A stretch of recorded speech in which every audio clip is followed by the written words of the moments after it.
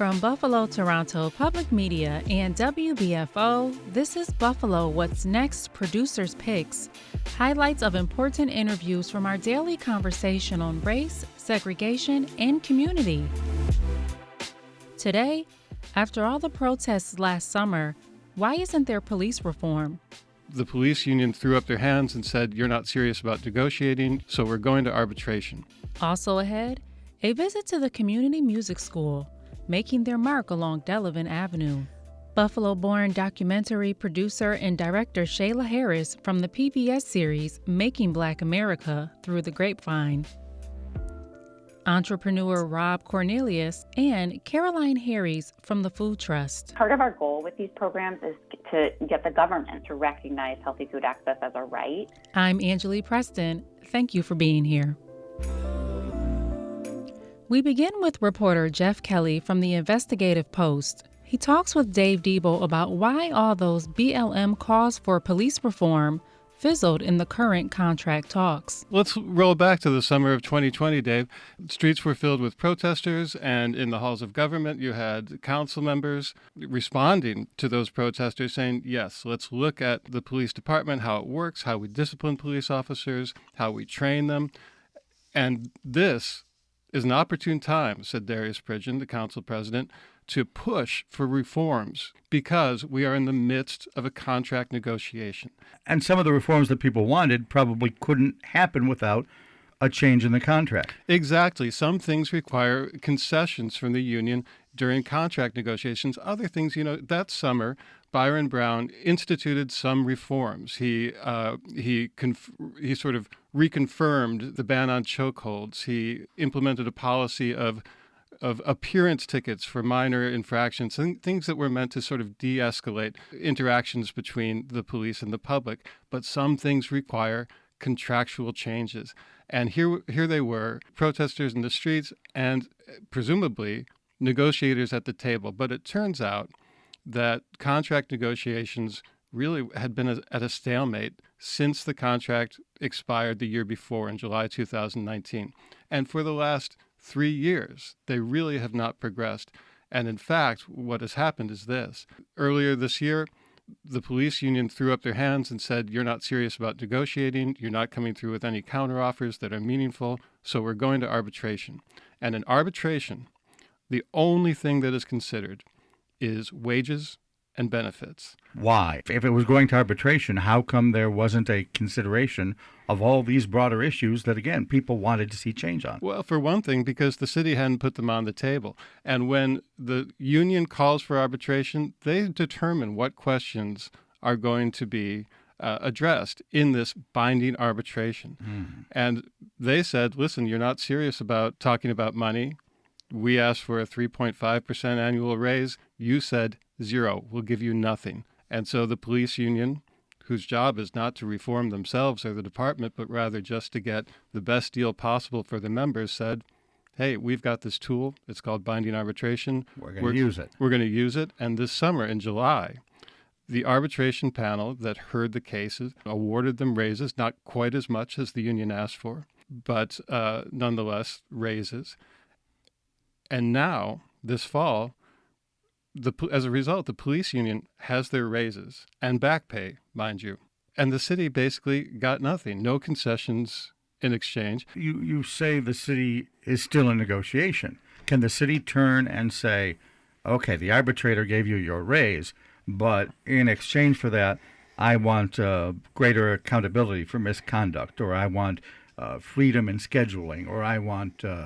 If the carrot is already out there, if they already have the raise, can't the city say, okay, now you have to give us something? Well, if the police have gotten at least partly what they want, which is money, they have no incentive to give anything back at this point, except for this. There's still some leverage for the city because there is no contract. The arbitration award, that's not a contract, so they have to go back to the table. The police union still wants to know about back pay for the fiscal year that just ended in July, and they want raises going forward.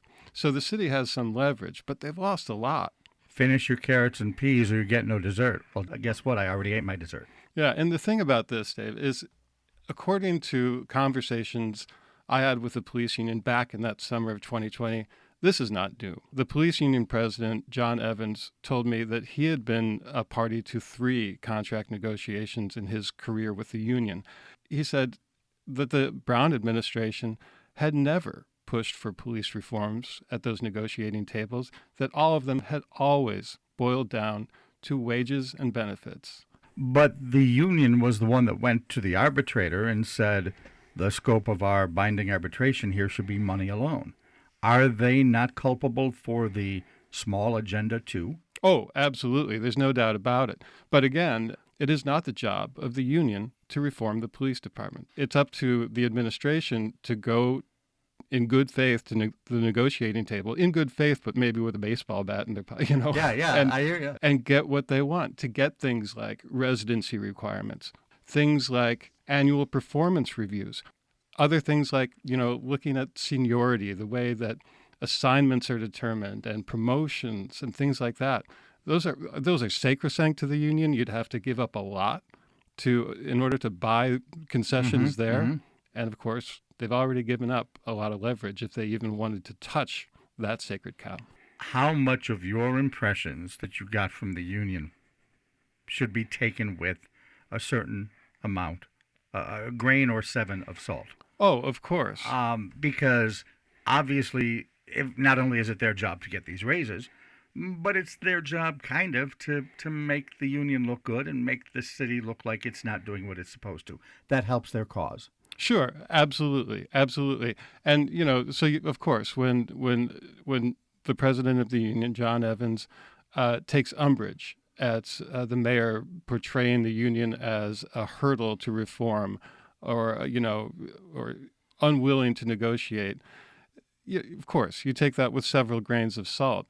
But on the other hand, the evidence suggests that what he says is correct. And in 2020, when we analyzed the union and the history of contract changes and amendments to the contract and all of this evolution of the agreement over 30 years, the labor lawyers we consulted said, this doesn't look like a lot of back and forth. This looks like, in fact, what happens is it always boils down to money, that these issues of how the police actually run the department, what managerial rights the commissioner has on things like discipline and the structure of the department, these things don't really seem to be frequently addressed within the confines of the contract. Within the contract, which suggests to the people we interviewed that these have not been priorities for the Brown administration, or before that, the Masiello administration or the Griffin administration way back. So there is a history here of no reform being included in the contract, you would say. That's what the people we interviewed back in 2020 said. And, so I guess the key point is there's plenty of blame on both sides. You need a full shaker of salt when you're talking to either side.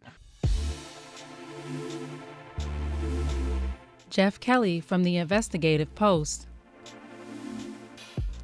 We turn to Rob Cornelius now, a big force in the community, working with the guys from Griselda Records and so many other business groups. Here's Thomas O'Neill White. Again, you're a small business owner. How did you get your foot in the door? I'll be honest, we grew up in the town gardens. It was a little utility closet I used to call my office when I was a kid, and I totally forgot about that till my mom had to remind me of that.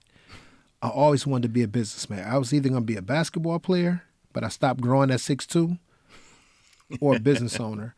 But the business that God led me to was not the business I thought it was going to be. I thought it was going to be a clothing store or something like that.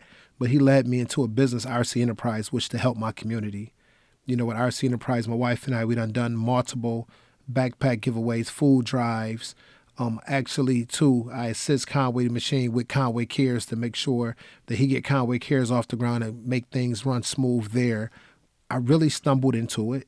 God moved me in a totally different direction to what I wanted to do. And best believe we will talk a little bit about Conway the Machine and the Griselda guys later. As someone who has found success in the business sector, what is something you would tell an aspiring entrepreneur? Do your research on location for one. Let your business be your passion, because if you're doing your business just to get a quick buck and it's not your passion, your business is going to fail. Do your research, get your books together, but get a strong team behind you. No one is successful without a strong team. You talk a little bit about your team. You know what? Honestly, people think my team is this huge team, but when I sit down at the table, it's my wife and it's my daughter. You know, we come up with a plan, and trust me, I come up with a million ideas, and they're like, that might not be the one that we want to roll with this time. You know, my wife recently had to tell me, pump your brakes on the ideal that I had, you know, for December. She's like, that's not going to happen this year. Mm-hmm. You know, and I kind of had to take a step back. That's like me and my sister when I present a new article of clothing that I want to wear. She's like, Thomas, no. That's how they treat us. Yes. Yeah. What's to be done to get more minority and women-owned businesses into these areas of Bailey, Jefferson, Fillmore, sustainable businesses? They have to want to go there. You know, a lot of people want to go where there's heavy traffic. You know, Hurdle is heavy traffic. You know, Elmwood is heavy traffic. Main Street, heavy traffic. They want to go where it's heavy traffic, but not knowing if you ever drove down Bailey from 1 o'clock to 5 o'clock, it's bumper to bumper. You know, it's heavy traffic. And there's business on Bailey that's growing and sustaining. King City has been there for years and not going out of business at all. So it's businesses on Bailey, but they have to want to go there first. But the city has to make it enticing for them to go there. Like, it needs some cleanup in those areas. You know, if they get some cleanup in those areas and make those streets look like the Elmwoods, look like the Hurdles. What are some obstacles to running a successful business? Yourself. How so? A lot of people, they want to be a business owner. They want to run a business, but they get in their own way. Everything in this world is obtainable. But you have to have the motivation to go get it. You know, never, ever. My wife got this thing. You can cry about it today, but you get it together tomorrow. You have to pull them up by the bootstraps, and if it's an obstacle in your way, this way, you got to find a way to get around that obstacle and make your business successful. Never let anyone slow you down. You know, you look at Jay-Z. He came from the projects. Mm-hmm. You know, you look at how he came up. He didn't let nothing stop him from being a billionaire. He went around every obstacle. Was it easy? No, it wasn't easy. But he did not get in his own way. He found another way to make it happen. He had to work in a lot of circles that weren't available maybe to him. Yes. or other rap-oriented business owners. So he broke the mold. Exactly. Or you look at our former president, President Obama. It wasn't easy for Obama to be president. It wasn't easy for a black man to be a senator or a president, but he made it look good. He made it look easy, but he let our younger generation know that, hey, you can be this too. Talk to me about like moving in those spaces. There's got to be like an attitude towards it. There's got to be a look. You're in a suit right now. Like you're coming in, you are dressed to the nines. There's got to be like an attitude you have to have and a look that goes with it to move in these spaces. And if you're not sitting at these tables, you're creating the table for yourself. Yes. It's a confidence. I've been confident my whole life. Even when I was at my lowest point, I was confident. When you walk in these rooms, you have to be confident, but you have to be knowledgeable of what you're talking about. Because one thing, you can get in front of the right people. Once you're in front of those people, you have to know what you're saying. You have to know how to put yourself in position. Then you have to know when to listen. Because sometimes in a room, you can be in a room with millionaires, and you just sit there and soak it all up. Talk to me about the community work you do. I know it's a very special thing to you. You've done more than a few things this summer, including a basketball tournament, Shay Day, in honor of the late, great DJ Shay. Real quick, are you a part of that billboard? Did you put that billboard up on the Kensington that says "Long Live DJ Shay"? I can't take credit for that. That was all Benny and City Boy. That was all BSF doing that. All right. Drumwork Music Festival, numerous food and clothing drives. How does it feel to be able to bring these events to the community? You know what's funny? It feels surreal to me because where I come from, like I told you, I come from the Town Gardens. And if anybody in Buffalo knows about the Town Gardens, it's one of the most poverty-stricken areas in the city. But my mom got us out of there when I was 18. I went away to college. She moved. She bought, they got a home and they moved. So it feels really great to do this because if you can't give back, you've been blessed and you can't give back and be a blessing, it's a problem. I would be remiss if I didn't mention your affiliation with Conway the Machine, Benny the Butcher, Westside Gun, known as Griselda. They're they too are always giving back to the community, even before 514. Can you talk a little bit about their local impact? I mean, they're known across the globe, but they're Buffalo boys. They got their start here. Talk to me about them, please. For one, let me give props where props is due. Let me give props to my god brother, the late great DJ Shay, who put all those guys together. But I could speak on Conway. Conway has a heart of gold. You know, when you listen to his music, but then you see him in action, a lot of things we did with Conway Care, as far as feeding the homeless, as far as taking care of the young lady who had Bell's palsy, you know, as far as giving Thanksgiving meals out, as far as him actually giving money to people in need and paying for funerals and taking care of weddings and taking care of other people's bills out the kindness of his heart. That's him. You know, I'm just there to be a vessel to help him do it. You know, and then Benny has a really love for his city too. You know, Benny don't advertise a lot of things that he do, but he's very active in the city. If you look at a Little League football team, it's called Buffalo Kids. Everybody in the country know that's Westside Gun. But Westside also gives back to the city of Buffalo a lot. So these guys, their heart is in Buffalo. No matter where they're at in this globe, their heart is right here in Buffalo. And they all have a heart of gold. Do you give them your perspective on things, on how to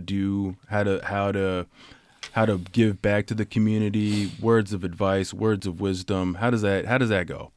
Conway, yes. Me and Conway, you know, Conway, that's my guy. You know, and it's not really advice. We just knock ideas off each other. You know, when it's time for a community event, you know, he'll come up and say, hey, this is what I want to do, or I saw this in the paper. What can we do to help? And then we brainstorm from there. DJ Shay. Legend in this area. Talk about his impact on Buffalo's hip hop scene. Because I can't not do this without talking a little bit more about hip hop and the legends in this area. I'm going to tell you, it would not be no Griselda if it wasn't for the late, great DJ Shay. This Buffalo hip-hop scene would not be what it is.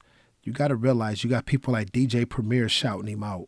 You got people, you know, the greats. You got the Busta Rhymes and all those guys. You know, when Shay passed, it was a lot of emails and text messages came through the chain from big-time celebrities. You know, DJ Shay is the pillar, you know, when it comes to Buffalo hip-hop.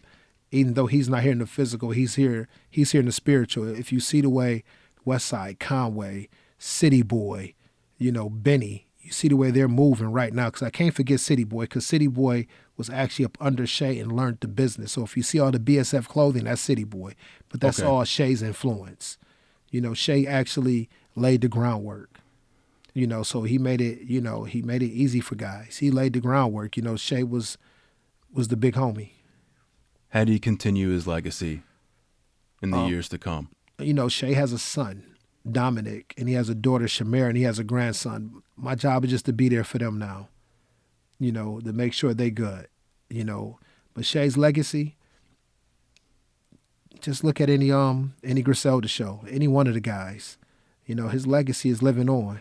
You know, when you listen to the radio, you hear the beats, you know, you hear 18-wheeler, you know, Shay legacy lives on. If you listen to any of the Conway CDs, you know, you listen to Forever Dropping Tears, he poured his heart out to that song. You know, Shay's legacy is gonna live on regardless.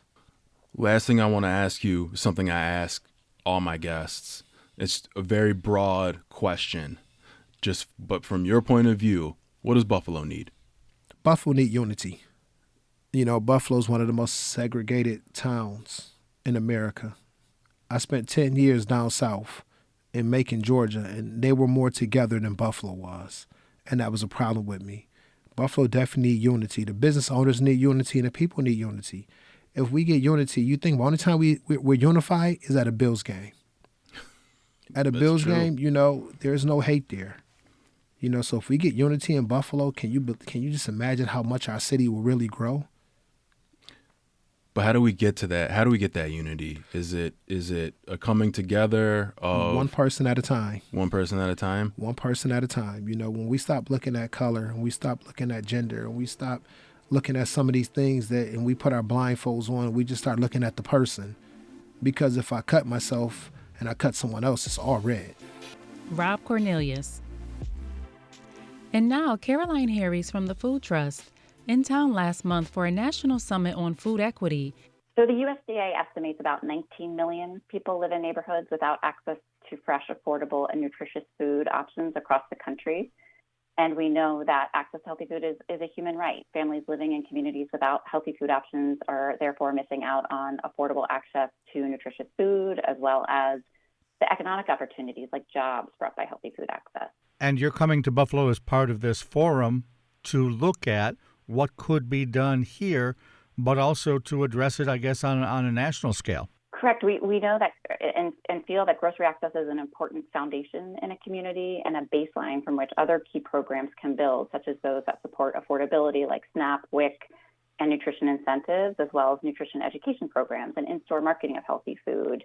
And, people living in areas without grocery stores and other venues with healthy food must rely on small neighborhood stores, which tend to sell limited healthy food options. So we see that communities across the country have been affected by this issue, and we're interested in a conversation to help elevate this issue and work towards solutions. What is the Food Trust? When I hear the word trust, I think, forgive me, of finances. Do you subsidize projects that end up solving the problem? We are a nonprofit organization that's based in Philadelphia, and our mission is to ensure delicious, nutritious food for all. And we do that in a variety of ways. We work to support and increase access to healthy food through multiple venues, such as farmers markets, grocery stores, healthy corner stores. We work to promote affordability of food through the support of programs like the SNAP program and nutrition incentives. And we also work to connect to nutrition education resources.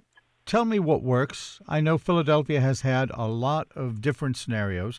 I remember President Obama's State of the Union address where one of your grocers was singled out. And I've seen that there are initiatives all over the country as well. Of all the things that you've seen, is there something that really could be used pretty much anywhere, including here in Buffalo? In many states and at the federal level, there are public-private programs called Healthy Food Financing Initiatives. These programs are designed to support healthy food retailers in low to moderate income and under-resourced communities through financing and technical assistance. And so part of our goal with these programs is to get the government to invest in this issue of healthy food access, to recognize healthy food access as a right. So when government and other partners are developing roads and buildings and houses, we also want to think about where people can access healthy food. So these healthy food financing initiatives provide funding, typically as grants and loans, to qualifying healthy food retailers in low to moderate income, under-resourced communities, both urban and rural. I have to pick at one of your words there, qualifying healthy food distributors. What does that mean? Qualifying healthy food retailers. And so that can be a grocery store. It could be a farmer's market. It could be a healthy corner store. Typically, programs look to ensure that projects are increasing access to healthy food in what would be considered an underserved or under-resourced community, that community is low to moderate income, and also that there's community support for the project. Locally, we have two projects underway. One of them is an urban garden, and the other is a food co-op program. Without knowing all the complete details, that's the kind of stuff that would fit this program, correct? Particularly the co-op and projects with a retail component, projects that can accept SNAP, and other benefits to the purchase of healthy food. In the communities where they've been able to some degree, perhaps conquer this issue, is there a common theme? Does what Philadelphia do and what, I don't know, theoretically Chicago does point to certain things that have to be in place, or is it not necessarily a one-size-fits-all? We've seen that partnerships are really critical to the success of efforts to improve access to healthy food, in large part because a variety of perspectives can help inform solutions and make them stronger and more sustainable. We also hear that financing is key, in particular offering grants as an incentive, in addition to loans, and then pairing financing with technical assistance and business supports is also critical for things like business development, marketing and outreach, sourcing produce, equipment purchasing such as refrigeration and other infrastructure supports. And we know that community perspective and voice is critical to understanding the need in communities and to crafting sustainable solutions that address that need. And then finally, we know that a comprehensive approach that includes increasing access to healthy food in multiple venues, promoting affordability, and supporting nutrition education efforts will have a greater impact than any of these efforts on their own. As you know, the entire premise, not only for the conference but for the discussion, is that in the area around the May 14th shooting that have happened at a grocery store, it is the only grocery store. Several people I've talked to say that they're still grieving. Some have said they would never even go back to that store. When you start to work with communities, do you work on those issues, or is it strictly just a matter of providing another alternative to the place that they don't necessarily want to go to? I think the community's perspective on what's going to work in a particular area is the most important factor. Supporting projects, it's really important to understand what community residents will support and want to see in their community. Some of the solutions that you've seen elsewhere, do they all really just boil down to community input, interest, and then the money to drive whatever idea comes out of the community? I think that's the key takeaway. Absolutely. I think that's the key takeaway with a framework of understanding there's no silver bullet, that a comprehensive approach is really what makes a difference, that we see communities thrive when there are multiple points of access, again, from grocery stores to farmers markets to healthy corner stores, so that the healthy choice is the easy choice, and where you're also promoting affordability through programs like nutrition incentives and the SNAP program, and then connecting to nutrition educational resources as well. This is Buffalo What's Next Producers Picks. Highlights from WBFO's daily discussion on race, education, and our shared humanity. Each morning on WBFO at 10 and rebroadcast every night at 9. We continue now with a conversation I had with Buffalo's Shayla Harris. She worked as a producer and director on the Henry Louis Gates PBS documentary, Making Black America. You mentioned one of the tropes that mainstream media tends to focus on when it comes to Black people is resilience. And it is mentioned, one of the persons in the documentary mentions how we are resilient people. But does it ever get tiring to have to always be resilient and to always, like, that's just supposed to be expected? Does it get tiring? Yeah, I think it is exhausting. And I think that's partly why you see the response in the CPO world to showcase other stories. You know, when you think about the emergence of something like Ebony magazine, you know, it becomes to be famously known for showing these images of Emmett Till's casket in Jet magazine that sort of like ignited the civil rights movement. But for the very beginning, it was there to showcase Black accomplishment, Black beauty, Black people going and becoming doctors and dentists and life of leisure, and just showing that there's more to the Black story than just struggle.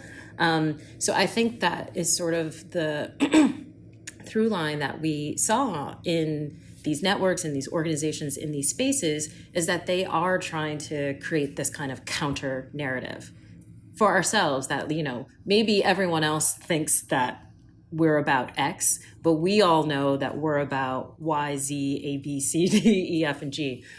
So to me, I think that's really powerful to show just the agency within the African American community to say, like, you know, we define ourselves. We don't let other people define us. Your upbringing, we touched on it at the screening of Making Black America. And what surprised us is that you're from Buffalo. So my question is, how did your upbringing in Buffalo influence your career path? That's a really great question. So I'm a third generation Buffalonian. Both my parents were born there, and my grandfather on my mother's side was also born there. And so, I come from a legacy of sort of great migration families. Like the other parts of my family that aren't originally from Buffalo came from the South or came from Chicago to come to Buffalo. So I have this sort of diasporic sense of the African American history is sort of in my bloodstream. And the community that I grew up in on the east side of Buffalo was really an example of the CPO world that we're talking about. You know, like I had lots of cousins and lots of families, and we knew our neighbors who we grew up with. I would like run the streets with my cousins until the streetlights came on, and you know, my parents would be playing bid whist and like talking smack and playing records and singing and music and enjoying themselves. And, you know, my grandmother was a nurse by day, but then also was an Eastern Star and had leadership positions in that organization and was very active. So for me, I grew up in this CPO world that really nurtured me and showed me how to live and how to create community. And so, you know, what my first experience outside of that community was actually going to middle school at Frederick Law Olmsted, which is in a completely different neighborhood, completely different community. The first time I actually like went to school with white kids, and that was like, I felt like I was able to bring my community with me to kind of help navigate that experience, and felt really confident in who I was before I had that experience. So in some ways that sort of foundational stuff really shaped me in Buffalo, but then also just the sense of responsibility to the world, visual culture, and education was always really important. And so I think the work that I do as a filmmaker integrates all of those things. So I want to talk about two things, and I think the filmmaker is a perfect segue to my next question that I had. Is one of the things that you did mention was that you actually were a journalist before you became a filmmaker. So what made you want to what made you want to do the transition from telling the story from a journalistic perspective to actually being in the director's seat, telling the story that way? This is such a great question. Thank you for giving me the opportunity to kind of geek out about this. Because, there is still a part of me that will always be a journalist who's always, curious, wanting to find the truth of the matter, really willing to ask the tough questions and learn about things and then share that with an audience. I think that is the most beautiful essence of what it means to be a journalist. But for me, the distinction, I think, between journalism and filmmaking is mostly just a creative exercise. I think a lot of journalistic forms are very strict and a little narrow for me in terms of the full range of expression that I want to bring to my storytelling. And so I've sort of found that filmmaking gave me a little more room to run and the ability to kind of paint with a little more colors. Not everything is so black and white, that there can be nuance that you can add. So that for me is where I see filmmaking being really exciting. And, this is just the beginning. Like, I feel like there's so many more things that I want to explore. So for me, that's the distinction, that filmmaking just feels like there's more places and room to experiment. You actually were supposed to do the production on Making Black America was supposed to happen prior to the pandemic, and then, or was it? The timeline is that we had finished the previous series that this team worked on together, The Black Church, in February or early 2020. We had just finished that film, and we were hearing that this next project was on deck, and so we started researching it at the beginning of the pandemic. So like in April, that's first spring, where nobody knew what was happening. We were just all inside, just reading a bunch of stuff. And then all the, protests and the racial reckoning and all this stuff started happening in that summer that we were researching this film. And we were like, oh, wow, this really gives this film a really important context and even more relevance, and why it's so important for us to tell this kind of story so that people can understand that these movements and these responses don't necessarily come from nowhere. So, we started production in late 2020, before there were vaccines, before before anything. People were still pretty isolated from each other when we started production in the late fall. How do you go into making a documentary about these communities and have it be authentic without overexposing them? Yeah, that's a consistent question that we get is like, do you feel like you're telling secrets on this community by lifting the veil, so to speak? And what I think is really important about storytelling in general is that, like I said, it gives shading to people's stories. It adds layers and adds some complexity and nuance. And so I think that's really what this series is doing. More than telling secrets, it's actually revealing how just amazing this community is and has been throughout its history, and is really uncovering like hidden heroes. I think a lot of history in general is really focused on like who are the leaders and who are the great men and who are the the people that people are rallying around. And I think what this series really does is kind of lift up the sort of like idea that like all of these voices are contributing to a really powerful song. And so we want to highlight some of those voices that don't get heard that often, aren't really spotlighted. The one story that we keep sharing is like this really pivotal moment in labor history is the Atlanta washerwomen's strike. This is at the end of Reconstruction, but these women are laborers. We don't even know most of their names, but they brought Atlanta to its knees. And by unifying and by being together and saying, we need to stand up for ourselves.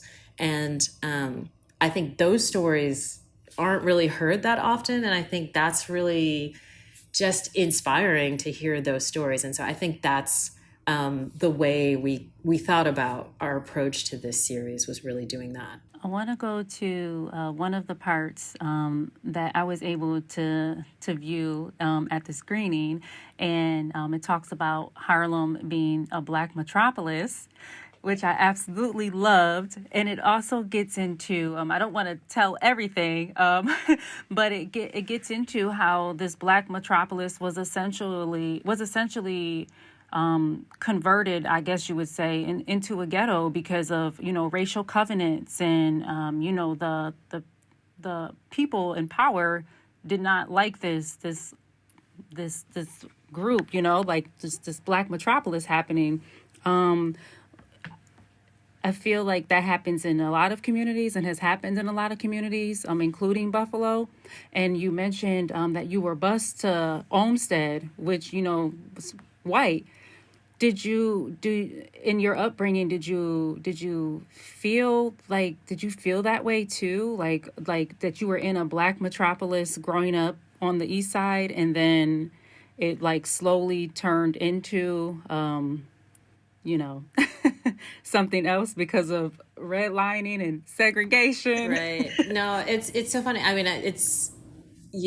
that's a really good question. I love that part of the series too, where we look at the sort of impact of redlining and segregation and how it creates these communities, that have negative sort of repercussions because these communities are under-resourced, or they're crowded, or, people are being charged exorbitant rents. And,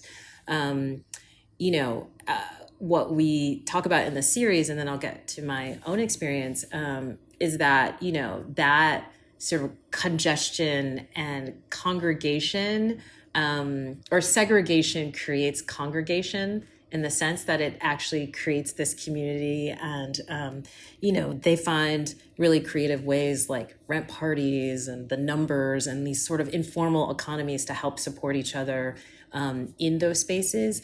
And so what I'll say about my own experience is just like, all I knew growing up was a Black world. Like I didn't know anything else. So, my day-to-day was, my family and my neighborhood and the schools that I went to growing up. And I just, going to Juneteenth at MLK park and just like really existing in an all Black world. So it wasn't something I questioned really until I started busing and going to the other side of the city and being like, oh my God, there are other people who live like completely other lives and they don't know about Bidwist and they don't know about Juneteenth and they don't know about all this stuff. Like that's kind of crazy. So I think for me, it was like, wow, I didn't even know that other world over there actually really existed. I mean, you see it on TV and you see it on this other stuff, but my sort of day-to-day was not that. So you just kind of think that it's just like a TV kind of thing. So, being bused to that school was really, it was really wild, I think is the only way I can sort of describe it now. I don't think I had language for it when I was a kid. I was just kind of like, whoa, this is a little bit weird, But like I said, I do think that my ability to kind of navigate that space really comes from like the confidence that I felt like I had coming from the place that I come from and coming from the family that I come from, that like, I know who I am. I know that I have ability and, going to these spaces, I'm able to deal with it because of that.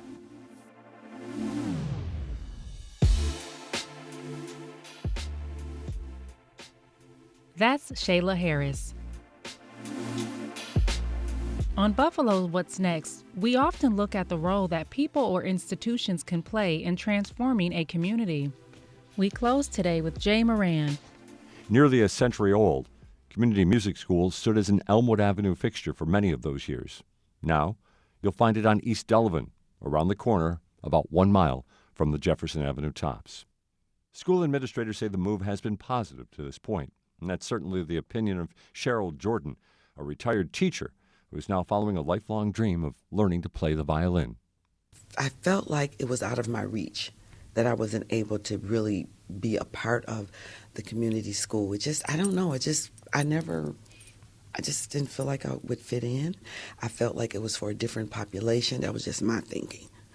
So I started looking around for... But, that's interesting you should say that, because earlier in one of my conversations with someone here, they said, sometimes the music and the music school can come off as being elitist. Is that kind of what you thought? Yes. Thank you for saying it that way, because I didn't quite know how to word it. Yeah, I did have that feeling. And you want to fit in on some levels. I think somebody had recommended, I was talking to my girlfriend, and she knows Phil, and she said, why don't you try the community school? And I said, community school. So I did, and when I called, oh my God, the warmth, the friendliness, the affordability, I was like, okay, I'm in. Okay, let's try it one more time. Yeah.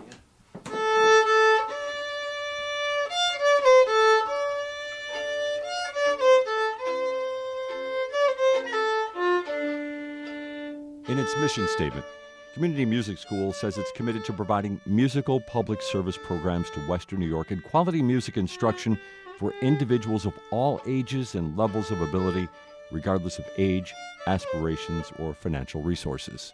Marketing coordinator Brittany Upshaw took us on a tour as we found out more. Here's our children's room, so we do the children's classes in here. So we have classes for basically from newborns to like adults. So we have music classes for babies that they do with their parents. Then once they get about 3 or so, they can do music on my own. And they do, it's basically kind of like the same kind of class. They learn rhythm, things like that you need to know to when you want to go into an instrument or singing. And they do those classes in here. During our tour, we met with staff and adult students who shared their experiences and their talents.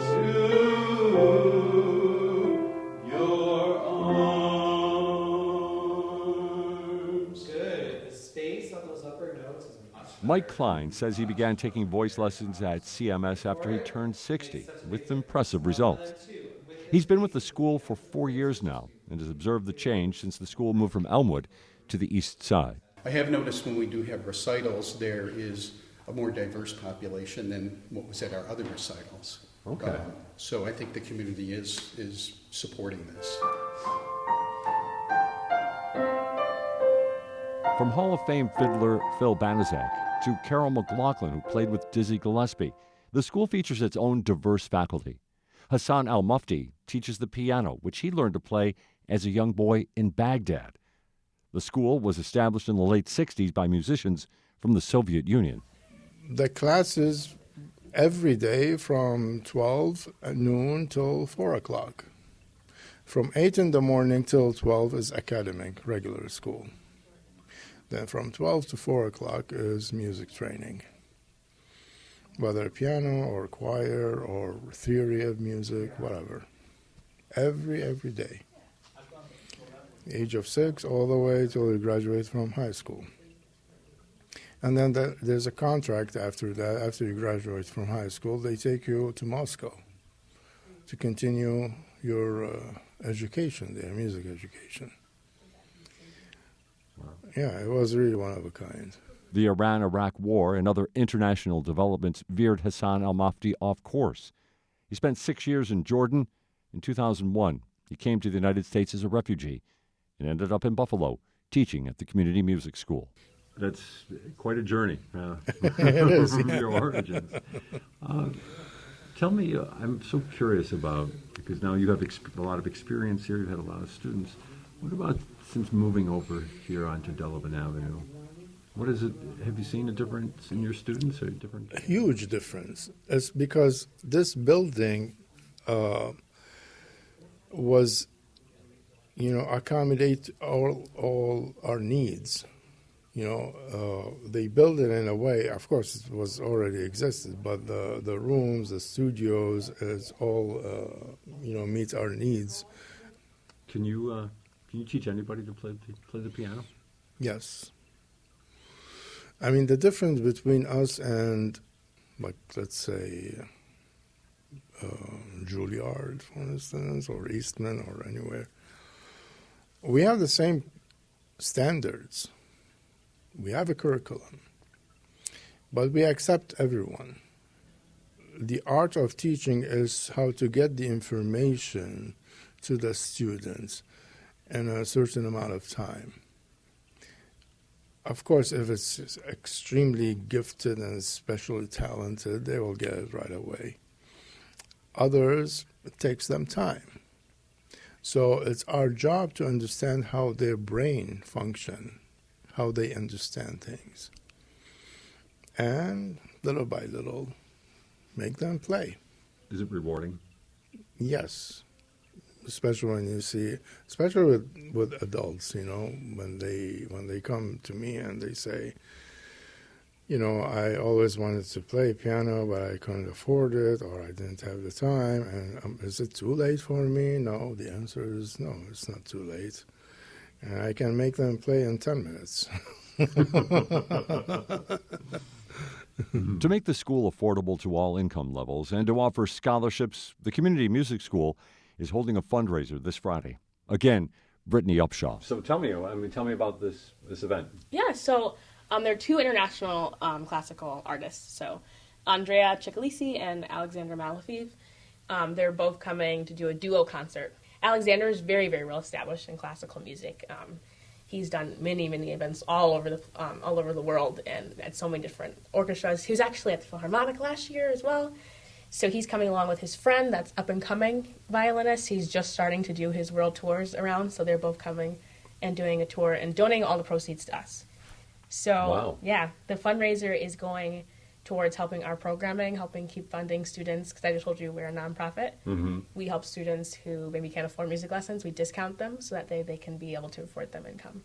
Do a lot of people take advantage of that? Yes, we have so many financial aid students. Is that right? So many, yes. Right. And now that we're moving into, a neighborhood like, the neighborhood we're in, it's really nice to see all people from the community take advantage of those kind of things too. And you are seeing that? Yes. Yeah.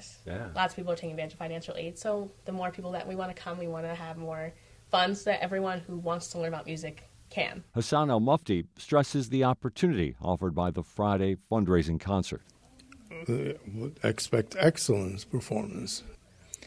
And this is first time for Alexander Malafiev, which he's a superstar, and a prodigy like Andrea Ciccolisi join forces in one concert. First time ever. It's going to be here in Buffalo and under the patronage of Community Music School. Right here. So we're moving on down. Sorry. That's Carlina fine. Williams. She toured with Pink Floyd on the Dark Side of the Moon album in 1975 from Buffalo. Operations Director Paul Wara So we have, told the stories behind some of the portraits hanging at the Community Music School, featuring students and faculty who've made a lasting impact. The most recent portrait is of Sarah Rogers, the faculty member who lost her life earlier this year when she was struck by a vehicle while riding her bike on South Park Avenue.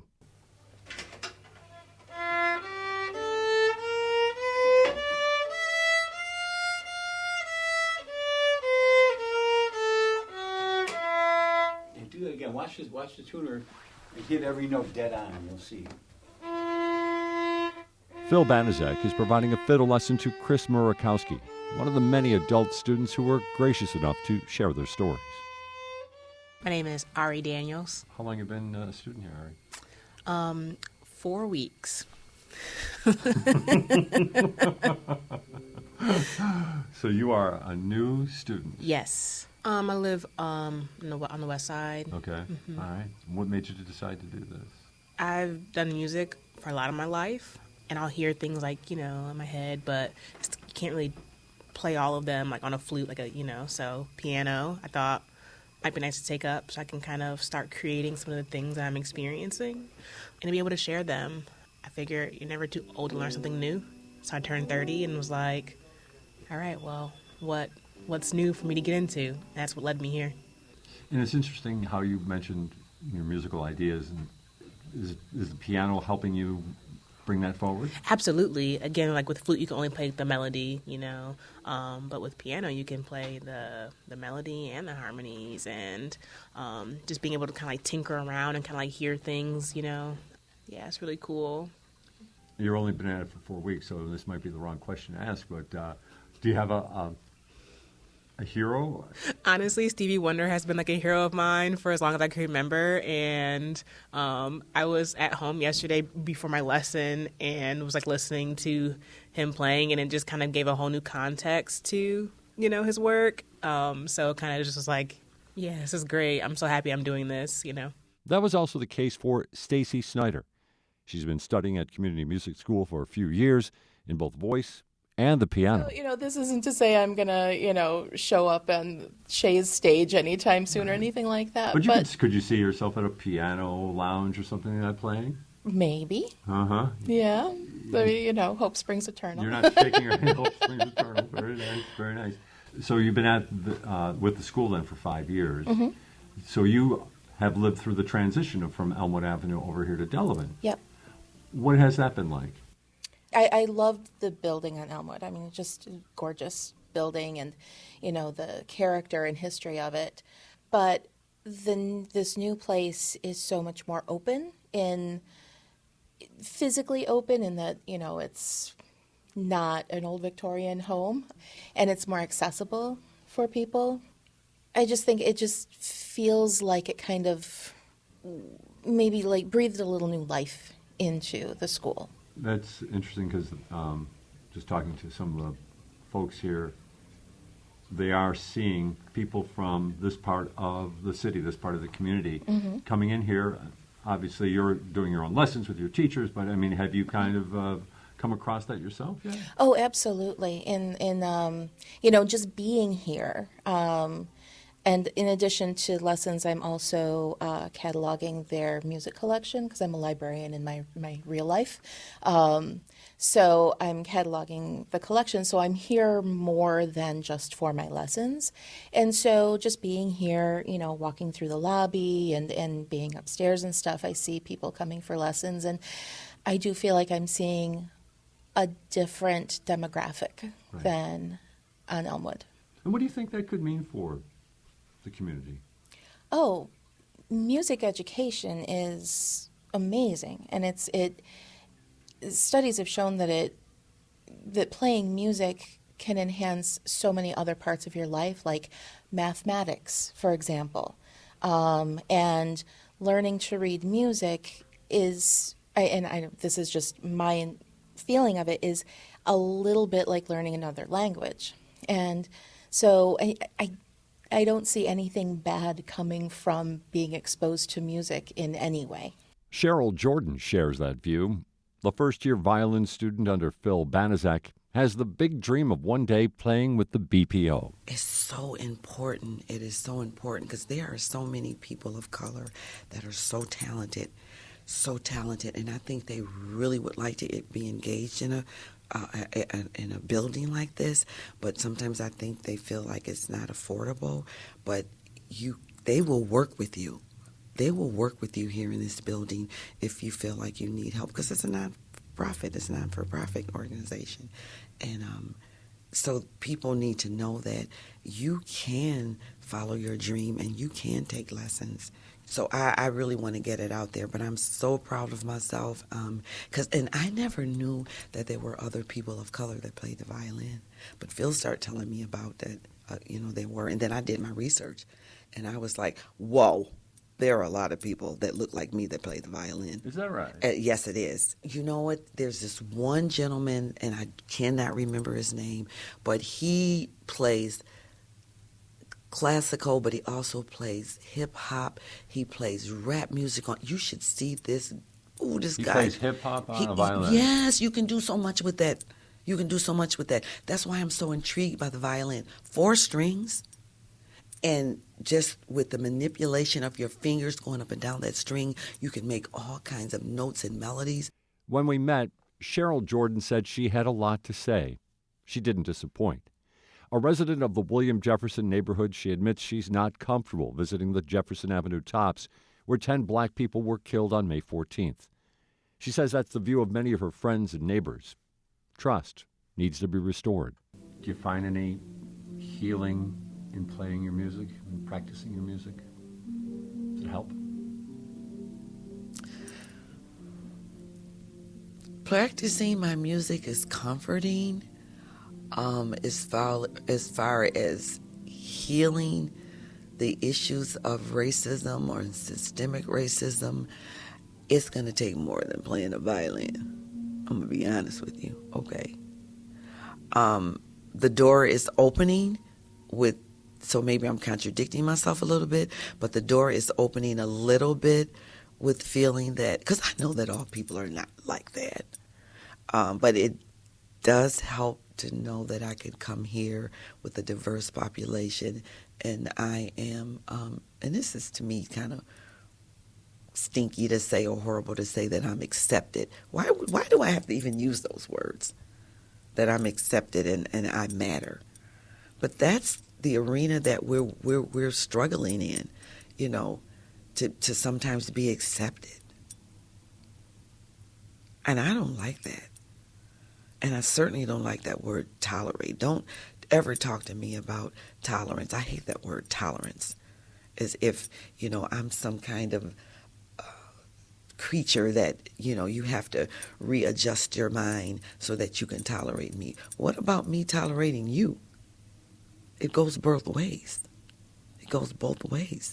So, but my studying and playing my violin, it is healing for me, and it is beautiful for me, but it's something else. Yeah. So, yeah. Maybe when you're on that stage at the BPO, ooh, maybe that'll be different then. I'll say, yeah, see? See? Yeah, that'll yeah, right. You didn't think it, did you? You didn't think that, We know how to do this too. So, yeah, that's where there you go. So now I'm even more motivated. I got this. All right. And I'll be sure to send you an invitation. Remember when? I will. Cheryl, thank you so much. Thank you. It was fun talking to you. That's Jay Moran. These interviews and others like it are available for you each day. Our daily talk on race, education, the arts, and related issues is on air each morning at 10 on WBFO and repeats each night at 9. I'm Angelique Preston. Thanks for listening.